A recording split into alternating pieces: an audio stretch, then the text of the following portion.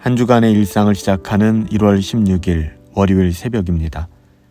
오늘은 베드로전서 2장 1절부터 3절까지의 말씀을 가지고 버릴 것은 버리고 오직 말씀만을 붙잡자라는 제목으로 하나님의 말씀을 함께 상고합니다.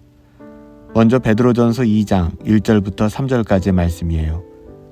그러므로 모든 악독과 모든 기만과 외식과 시기와 모든 비방하는 말을 버리고 갓난 아기들같이 순전하고 신령한 젖을 사모하라. 이는 그로 말미암아 너희로 구원에 이르도록 자라게 하려 함이라. 너희가 주의 인자하심을 맛보았으면 그리하리라. 아멘. 오늘 사도 베드로는 구체적으로 5가지를 예로 들어 이것들을 모두 버리라 이렇게 권면하고 있는데요. 첫째는 악독이고요.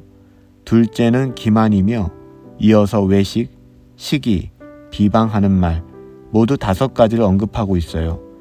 사실 이 5가지를 설명하면서 사도 베드로가 그 앞에 모든이라고 표현한 이유는 이 5가지만이 아니라는 거예요.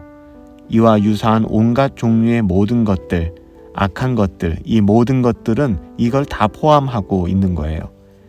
5가지 중에는 먼저 베드로가 악독을 이야기하죠. 악독, 악한 생각과 뜻을 의미하는 것이고요. 또한 기만이라고 하는 것은 거짓과 속임수를 말하는 거예요. 이어 외식은 겉으로는 선하게 보이지만 그 마음 속에는 악이 가득한 것이죠. 또한 시기는 다른 사람이 잘 되는 것을 싫어하고 그를 괜히 깎아내리며 미워하는 아주 못된 마음이에요. 그리고 비방은 다른 누군가를 정당한 이유 없이 악하게 비난하는 것을 말하죠. 오늘 본문에서 사도 베드로는 하나님의 자녀들이라면 마땅히 이 모든 악한 것들을 버려야 한다라고 가르치고 있어요.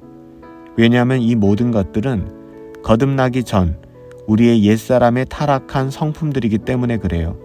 하나님께로부터 온 것이 아니라 원수 마귀가 가진 성품들이라는 것이죠. 그래서 오늘 우리는 이 5가지로 예시된 모든 악한 성품들을 철저히 멀리해야만 하는 거예요. 물론 구원받은 하나님의 자녀들이라고 해도 완전히 이 모든 유혹에서부터 자유로운 것은 아니에요. 우리도 여전히 이런 죄악들, 죄성들을 가지고 있기 때문에 언제든 이런 악함에 미혹되고 넘어질 수 있다는 것이죠. 하지만 하나님의 자녀들은 이런 악한 성품이 우리 영혼 안에서 제대로 자리 잡게 내버려 둬서는 안 돼요. 죄가 잠시 우리 영혼을 다녀갈 수는 있지만 우리 영혼에 집을 짓고 그렇게 살게 내버려 둬서는 안 된다는 것이죠. 그래서 고단하고 피곤하지만 끝없이 경건을 추구하며 이 모든 악함을 우리 안에서 몰아내야 하는 거예요. 오늘 이 새벽 우리가 모든 악독과 기만, 외식과 시기, 그리고 비방하는 모든 말로부터 벗어나 신령한 젖인 하나님의 말씀으로 충만하여지기를 축복합니다. 사도 베드로는 이렇게 우리가 멀리해야 될 것은 멀리하고 또 멀리할 것을 멀리하기 위하여 더욱 사모해야 될 것은 사모해야 한다라고 이야기하고 있어요.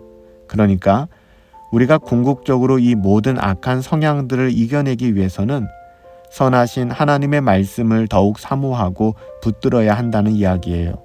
그래야 모든 악독과 기만, 외식, 시기, 비방하는 말들에서 벗어날 수 있다는 것이죠.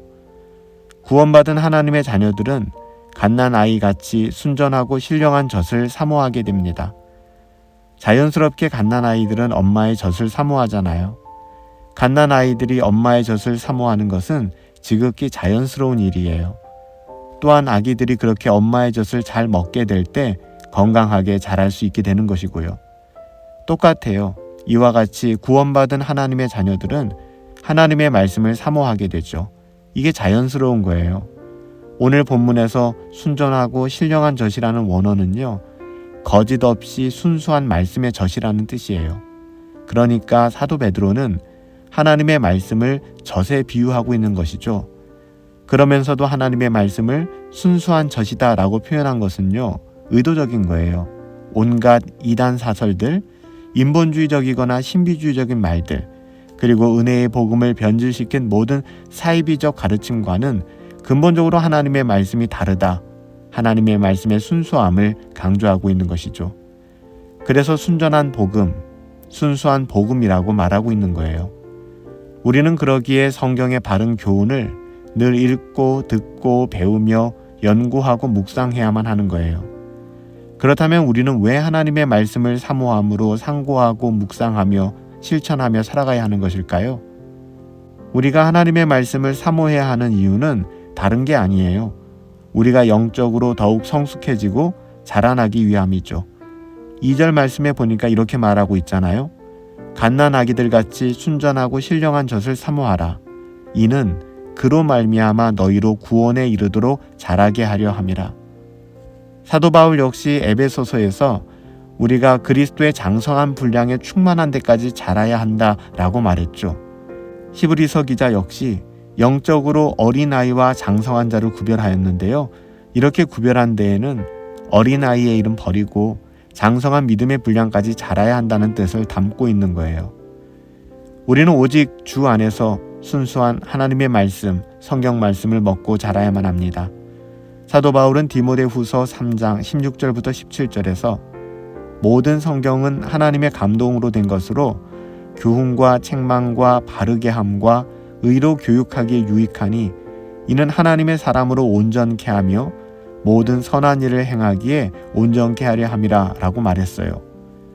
오늘 베드로는 마지막 3절에서 너희가 주의 인자하심을 맛보았으면 그리하라 라고 증언합니다.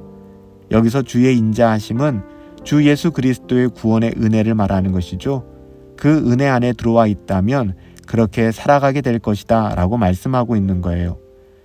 우리의 구원은 하나님과 우리 주 예수 그리스도의 크신 긍휼과 은혜와 인자로 된 거잖아요.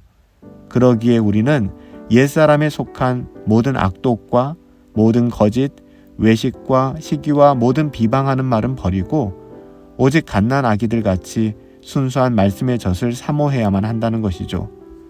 오늘 새벽 경건회를 통해 말씀을 듣고 묵상하는 이런 경건의 실천이 뭐 그리 대단해 보이지 않을 수도 있겠지만 우리가 성경을 읽고 듣고 배우고 순종하는 것은 이 세상 그 무엇과도 바꿀 수 없는 정말 귀하고 가치 있는 일이에요. 왜냐하면 이로 말미암아 우리의 영혼이 살고 우리의 신앙이 더욱 거룩한 인격으로 자라고 성장할 수 있기 때문이죠. 오직 하나님의 말씀으로만 가능한 거예요.